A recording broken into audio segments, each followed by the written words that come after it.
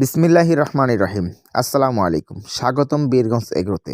আজ আমি দেখাবো আমার ছোট গরুর খামারে প্রথমে গরুর জন্য খড় কাটা এবং এরপর সেই খড় বস্তায় ভরা। শুরুতে শুকনো ও ভালো খড় বেছে নেওয়া হয়, তারপর প্রয়োজন অনুযায়ী ছোট ছোট করে কাটা হয় যাতে গরু সহজে খেতে পারে। খড় কাটার সময় খেয়াল রাখা হয় ময়লা বা নষ্ট খড় যেন না থাকে, কারণ পরিষ্কার খড় গরুর স্বাস্থ্যের জন্য ভালো। এরপর কাটা খড়গুলো সুন্দরভাবে বস্তায় ভরা হয় যাতে সংরক্ষণ করা সহজ হয় এবং পরে ব্যবহার করতে সুবিধা হয়। প্রতিটি বস্তা পরিমিতভাবে ভরা হয় যাতে বহন করা সহজ হয় আর খড় নষ্ট না হয়। এভাবেই আমার ছোট গরুর খামারে নিয়ম মেনে প্রতিদিন গরুর খাবারের প্রস্তুতি করা হয়। এখানে একটা কথা বলি নেই, এ বিষয়ে আমার অভিজ্ঞতা কম। আপনারা যারা অভিজ্ঞ আছেন তারা অবশ্যই কমেন্টে জানাবেন।